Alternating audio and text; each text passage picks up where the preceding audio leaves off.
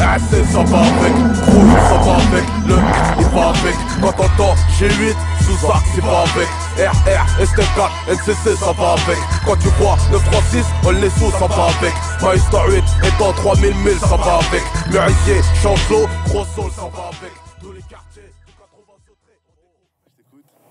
Alors tout d'abord, bonjour Abdel, tu peux un peu nous expliquer où on est là? Là, on est chez moi, en pleine nature. Bon, après, là où je vais, je suis chez moi, donc. Mais là, on est chez moi. D'accord, d'accord. Est-ce que tu pourrais un peu te présenter pour les gens qui ne te connaissent pas?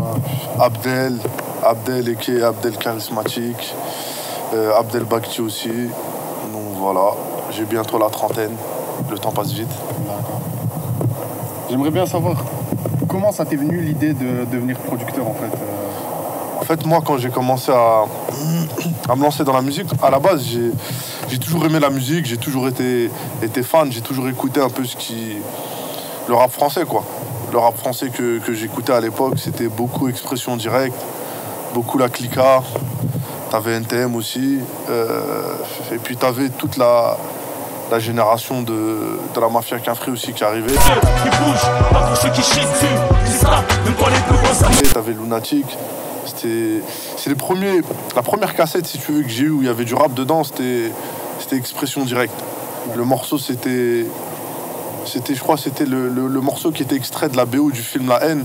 Mon esprit part en couille, en fait. Mon esprit est déjà parti en yoku. Ils disent de moi que je suis devenu fou. Le carré double S n'est pas du tout comme tu le crois, malgré les apparences. Le 3 quarts, le gosse à la caisse. C'est le premier titre que j'ai écouté dans une cassette.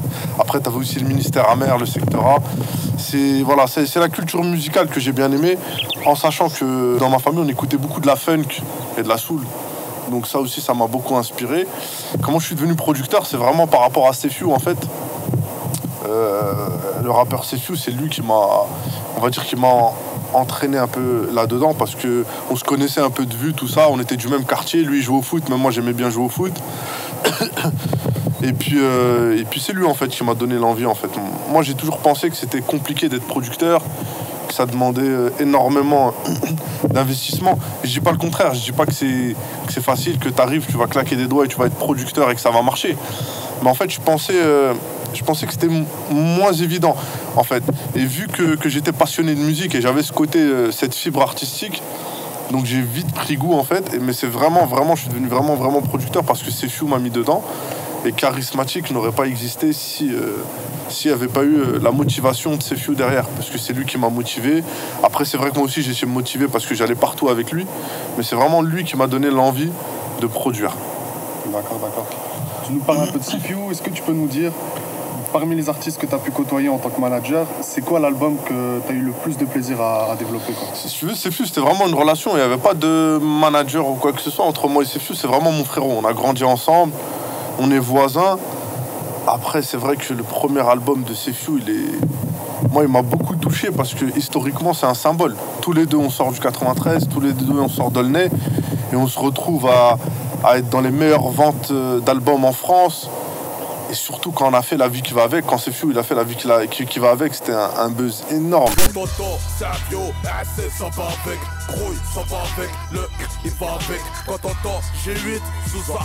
T'avais un soutien populaire. C'était vraiment, c'est les gens qui ont choisi. Et ça, franchement, c'est beau parce que on a grandi ensemble, on vient du même quartier. Et nos débuts, ils sont arrivés ensemble. Bien que lui, il avait sa propre structure et que moi, j'avais Charismatique, malgré tout, en fait, tout vient du même endroit, en fait. Et c'est magique, c'est une histoire magique, en fait. D'accord. J'aimerais bien savoir, parmi les artistes que tu as pu fréquenter, l'artiste que, vraiment, il t'a marqué en studio, quoi. Que ce soit dans son travail, les couplets qu'il lâchait ou des choses comme ça. Franchement, artistiquement, il y a 3 personnes, hein, mais vraiment, artistiquement, il y a 3 personnes qui m'ont choqué en studio. Je me suis dit, waouh. Il y en a 3 vraiment. T'as Sefiu, parce que Sefiu, c'est une certaine méthodologie de travail. C'est le commencement, tout ça. Après, t'as Gims. Maître Gims, j'ai eu la chance de faire 2-3 séances de studio avec lui. On travaillait sur une de mes artistes, en fait, à l'époque, où lui, il devait réaliser 2-3 titres. Le mec, il est lourd. Hein. Il te sort des mélodies comme ça, à l'instinct. Pas calculer tout ça. Le mec, il est vraiment fort. Et la troisième personne, c'est Redouane, le compositeur, qui a produit pas mal d'artistes américains, notamment Lady Gaga, Pitbull, et j'en passe, Akon, etc. Lui, frère, c'est un magicien aussi en studio. En studio, il va te sortir une mélodie incroyable, complètement incroyable. D'accord. Donc voilà, c'est les trois qui m'ont vraiment marqué en studio. Ok. J'aimerais bien savoir, en fait, ce que tu penses des clashs qu'il peut y avoir en ce moment entre Rof, Booba, les petits artistes qui se mêlent aussi. J'aimerais bien savoir, c'est quoi ton point de vue dessus? Les clashs, ça a toujours existé depuis la nuit des temps, que ce soit dans la musique, dans le foot ou dans le cinéma. Maintenant, si ta question, c'est de me dire, tu préfères qui, Booba ou Rof, moi, je suis quelqu'un de très objectif. Comme je t'ai dit, artistiquement, pour moi, les deux sont forts. Après, si je dois choisir un des deux, il y en a un que je connais un peu, qui est Rof. Il y en a un que je connais absolument pas, qui est Booba. Mais moi, en tant que moi, Abdel, si tu me demandes de faire un choix entre Rof et Booba, je te dirais Rof, tout simplement parce que, historiquement, Rof, il a fait beaucoup quand même pour Olnessou, pour notre ville. Parce que les premières apparitions d'artistes de chez nous, tu vois, d'Aulnay, que ça soit Sefiu ou que ça soit d'autres, c'était sur les mixtapes Talent Fâché que Iqbal faisait, mais c'était orchestré par Rof. Les premiers titres dans lesquels Sefiu a posé en featuring, c'était aussi avec Rof. T'as aussi sur l'album La Fierté des Nôtres, Rof qui avait invité Alibi Montana, il avait invité Sefiu et Kamel Ancien sur un titre qui s'appelait Code 187. Donc si tu veux, historiquement et objectivement parlant, il y a plus d'affinité avec Rof, parce que Rof, c'est quelqu'un au début qui a fait beaucoup quand même pour nous et qui nous a poussé, qui nous a mis en avant, qui a partagé beaucoup. Booba, je ne le connais pas plus que ça en fait.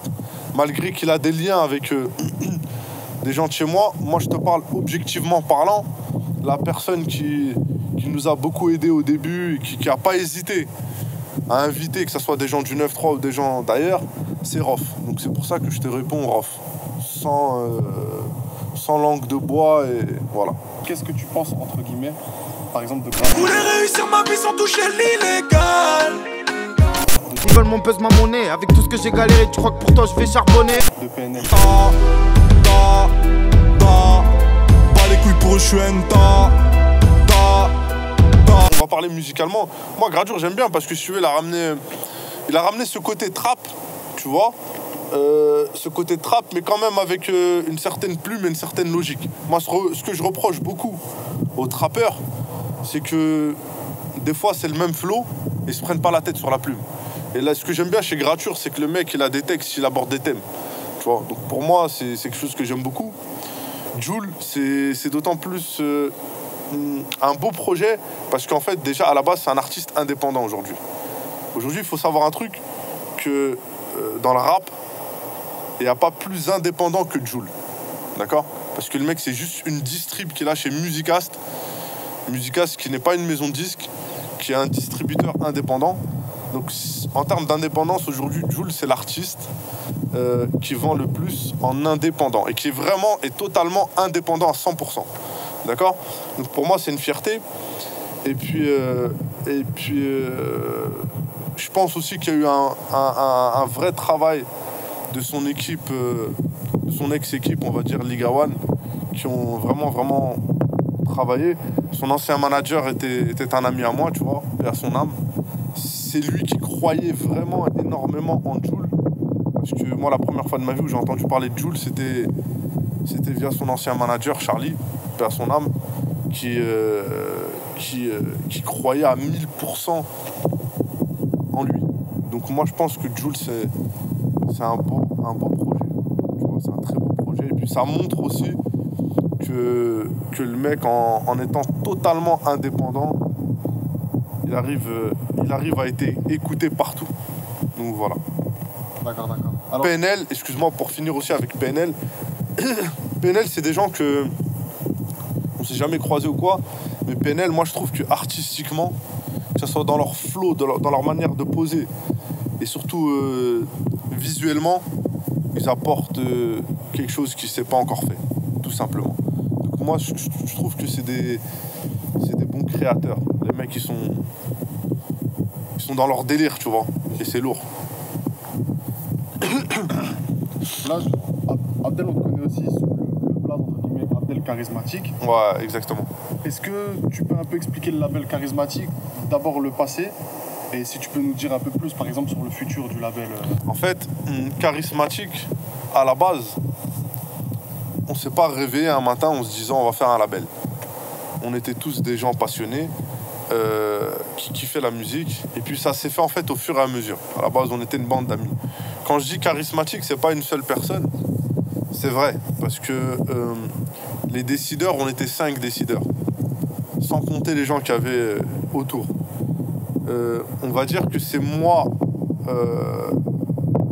la personne qu'on voit représenter charismatique, mais réellement, ça n'a jamais été que moi. On a toujours été plusieurs à prendre les décisions. D'accord, en suivant la majorité. Comme je te disais, charismatique, pour moi, c'était pas un label. À la base, c'était plus une bande d'amis, c'était plus une équipe, en fait. Voilà, c'était une équipe. Une équipe d'amis, d'enfants qui voulaient produire et développer des jeunes talents qui venaient de notre région. Tout simplement. Le but prioritaire, c'était de développer les petits jeunes de chez nous, etc., etc. En sachant que nous-mêmes, à l'époque, on était assez jeunes, on avait 19, 20 ans. Donc voilà, charismatique, si tu veux, c'est quelque chose qui existe encore et qui existera encore, parce que pour moi, comme je te dis, c'est pas un label, c'est une équipe. Et demain, n'importe quel jeune artiste qui vient de notre région, ça veut dire qui vient du 93 ou qui vient d'Aulnay, et qui veut utiliser le nom charismatique, il a tout à fait le droit. Donc pour moi, si tu veux, charismatique, c'est quelque chose qui existe et qui existera encore.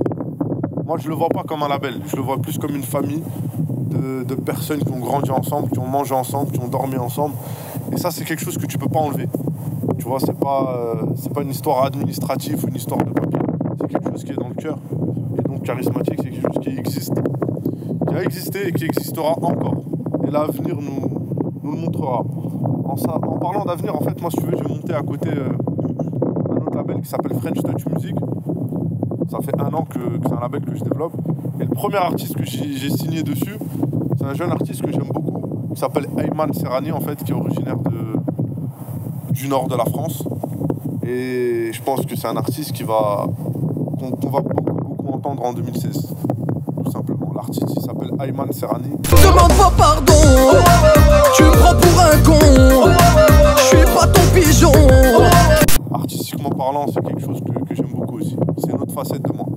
Tu nous as parlé d'Ayman Serrani, mais pour revenir un petit peu à l'époque charismatique, entre guillemets, comme tu m'as dit, des jeunes que tu as pu t'occuper et chercher à développer, des plus grands artistes aussi. Bien sûr. Est-ce que tu peux nous parler, par exemple, de ceux que malheureusement tu as misé beaucoup sur eux, mais que tu as eu une déception, ou alors de ceux que tu as misé beaucoup sur eux, mais qu'en retour tu as eu une grande fierté, le développement il s'est fait quoi? Est-ce que tu peux nous dire une ou deux personnes peut-être, soit qui t'a rendu fier ou qui t'a déçu? En fait, moi, je vais t'expliquer un truc. Ma déception musicale en tant que producteur, enfin, c'est même pas une déception musicale, une déception en tant que producteur. Et quand je dis déception, c'est genre pas être déçu de la personne, mais m'en vouloir à moi-même, en fait, où je me dis, putain, ce mec-là, il était lourd. Il aurait pu être lourd. Si on aurait... Franchement, j'en ai deux.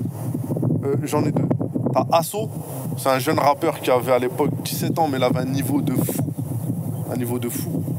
Asso, pour moi, c'est une déception. C'est ma déception personnelle à moi, parce que je pense que c'est un artiste qui aujourd'hui serait parmi les meilleurs rappeurs. Tu vois, Asso. Et puis, avec du recul et avec de la réflexion, Sofiane aussi. Pas le temps de souffler, celle de croix, ça va vite. Sur la carabine du placard, ça va vite. Écrase mon tête sur toutes tes histoires, sur toutes les anciennes parts de la rue d'Arma. On aurait pu tout arracher. Voilà, des fois, il y a des choses de la vie qui font qu'on s'entend plus, tu vois. Pour rien, en plus, c'est pour des futilités. Mais voilà. Voilà, ça, c'est mes deux déceptions. Après, si je devrais en rajouter une troisième, je rajouterais Kailin aussi. Parce que Kailin, c'est vraiment ma petite sœur, c'est ma petite fierté. Et elle est à 17 ans, 18 ans déjà, frère, ce qu'elle a envoyé derrière un micro, c'était violent. C'était lourd. Avec Kike, tu vois. Kailin aussi, c'est une de mes déceptions. Comme je dis, malheureusement, des fois, il y a des choses de la vie qui font que t'es pas à 100% dans ce que tu entreprends. Tu vois, des fois, il y a des choses de la vie qui font que t'es pas à ton maximum, en fait. Ouais, bien sûr. Tu vois. Et malheureusement, pendant cette période-là, je l'étais pas, tu vois, parce que, voilà, il y a des choses de la vie qui font que c'est comme ça. Mais Kailin, je pense que Kailin aussi, c'était... Pour moi, c'était une déception personnelle, en fait. De ma part, hein, tu vois. Parce que je pense qu'on aurait pu tout arracher. Tu nous as parlé par exemple de Fianso, Ouais, qui est originaire du 9-3. exactement. Est-ce que tu peux nous en dire plus, par exemple, comment tu vois le rap, comment il se développe tout ça dans le 9-3? Est-ce qu'il y a des petits artistes qui te plaisent? En fait, moi, je vais t'expliquer un truc. Nous, le 9-3, j'ai vu Mac Taylor qui disait ça dans une interview à lui.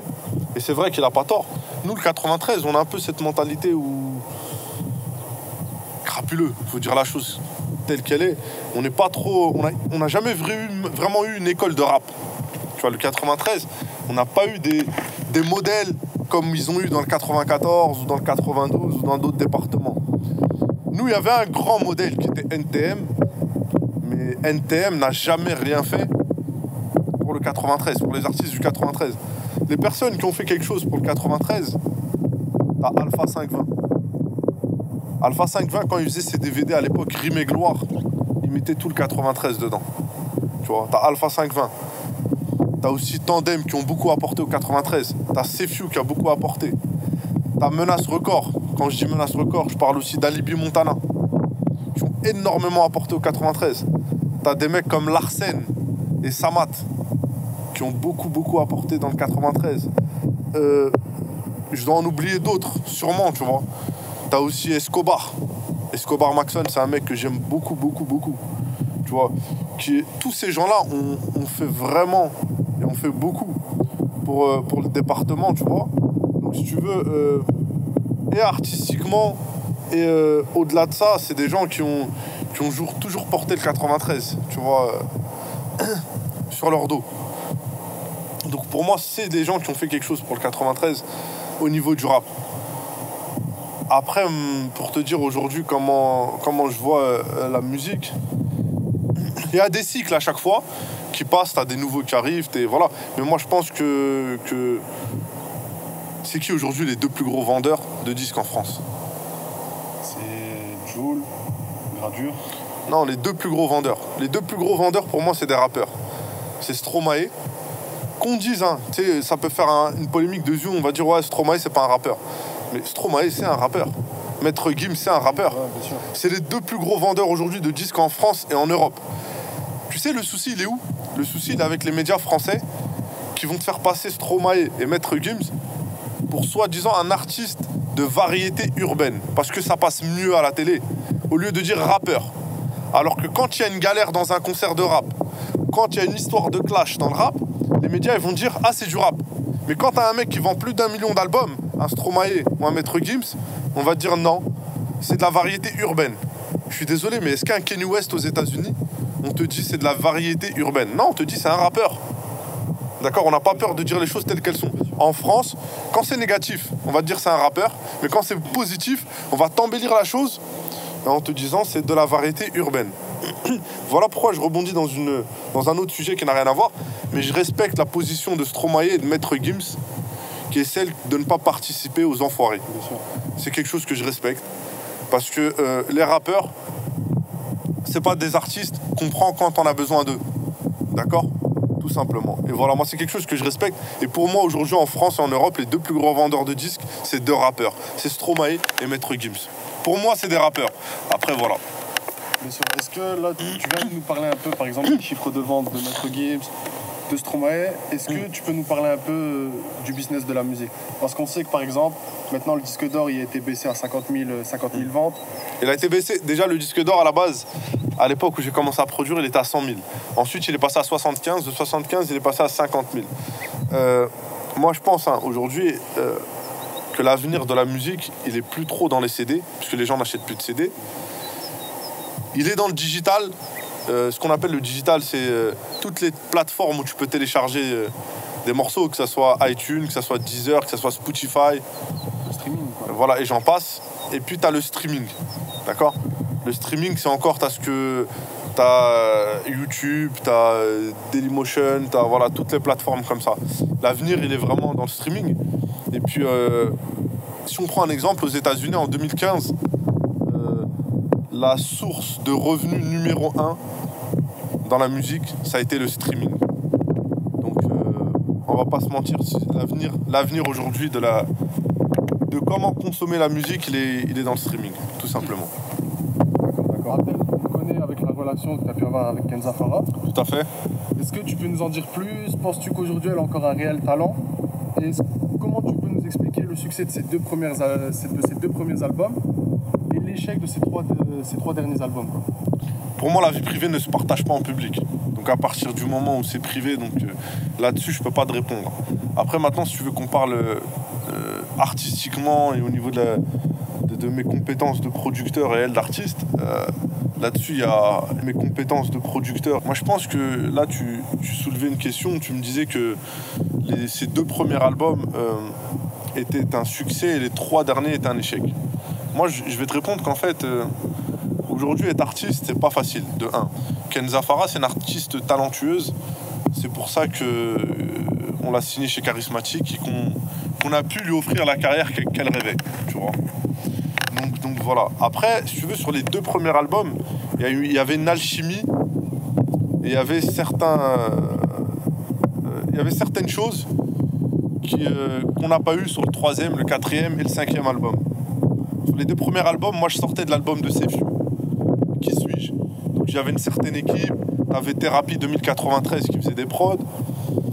Si tu veux, toute cette alchimie, cette force, et puis l'image 13 et 93, parce que quand t'as une chanteuse qui vient du sud de la France, de Marseille, qui représente les quartiers nord, qui dit quartier nord 13 et qui dit Aulnay-sous 93, donc si tu veux, juste en termes d'image, t'as quelque chose qui se passe que les autres n'ont pas, que les autres chanteuses n'ont pas, pardon. Tu vois, le fait qu'elle arrive et qu'elle dise aussi 93 Aulnay-sous, vu que son label était Charismatic, c'était d'Aulnay, donc elle avait une certaine légitimité de pouvoir le dire et de pouvoir le faire. Tu vois, ça c'est ce qu'on avait, c'est la force qu'on avait sur le premier et le deuxième album. Sur le premier et le deuxième album, que ça soit Appelez-moi Kenza, J'essaie encore ou Au cœur de la rue, ce sont des titres que Thérapie en fait a produit. On était ensemble, on a bossé dessus sur ces morceaux. C'était pas forcément des titres que Kenza Farah voulait, mais elle a compris tout de suite où on voulait en arriver en fait. Donc si tu veux. Et puis tu avais aussi sur le premier album et deuxième album le parolier Luc Montel qui avait écrit 90% de son premier et son deuxième album. Donc si tu veux, l'équipe qu'on avait sur le premier et deuxième album, c'est une équipe qu'on a perdue sur le troisième, quatrième et cinquième album. Donc, autre chose à savoir, c'est qu'aussi l'artiste avait des autres envies. Parce que malgré qu'elle a un premier album qui cartonne, un deuxième album qui cartonne, elle voit d'autres chanteuses qui peut-être cartonnaient moins, mais qui étaient en télé, qui étaient sur énergie. Et donc forcément, tout ça, ça déteint sur l'artiste.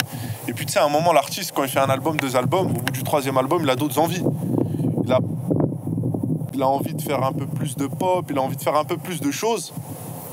Et au final, quoi qu'il arrive, le producteur, il exécute ce que l'artiste lui demande de faire. Parce qu'au final, si l'artiste a envie de faire quelque chose, il le fait. Si l'artiste n'a pas envie, il le fera pas. Donc c'est l'artiste au final qui a le dernier mot. Donc voilà, moi je pense qu'il a manqué sur le troisième et quatrième et cinquième album pour que ça marche autant bien que le premier et le deuxième album. D'accord. Est-ce que tu peux nous donner... Tu m'as dit aussi, il y a une autre question aussi que tu m'as posée.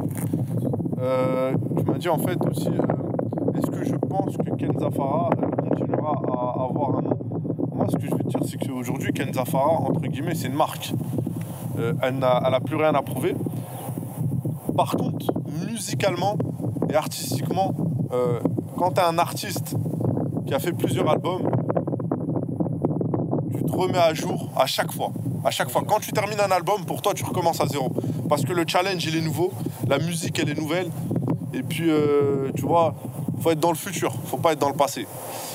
Et puis, malheureusement, ce que moi, je trouve dur, et qui va être très, très dur pour Kenza Farah, ses choix artistiques. Et passer de Sefiu, Alonso ou Soprano à faire un featuring avec Jesse Matador et Zifou, je trouve ça un peu... Avec tout le respect que j'ai pour ces artistes-là, je trouve qu'il y a un contraste de ouf en fait. Tu vas passer de Soprano, Sefiu, Alonso à Jesse Matador et Zifou. C'est... Moi je trouve que là, le côté, si tu veux, artistique, il est un peu... Il concorde pas, si tu veux, tu vois. Pour moi, la base prioritaire d'un artiste, que ce soit un rappeur, que ce soit d'une chanteuse, ou d'un chanteur, ou de ce que tu veux, c'est la musique, tu vois. Voilà, c'est l'artistique. Tout le reste, hein, faire des partenariats pour une marque de vêtements, ou des montres, ou tu vois, je sais pas moi, pour une coupe de cheveux, ça c'est secondaire, voire c'est pas le plus important. C'est que de l'image, ça, en fait. Tu vois. Pour moi, la base d'un artiste, c'est la musique. C'est la musique qui parle. Quand tu mets un son dans une voiture et t'écoutes, tu dis waouh, il m'a mis une claque. Waouh, c'est lourd. Pour moi, la base, c'est ça, en fait. Et quand t'as pas ces bases-là, après, c'est compliqué d'avancer. Le game du rap se passait que sur Bouscapé. Il fallait être absolument sur Bouscapé. Alors que non, moi, je suis pas d'accord, si tu veux, avec cette politique.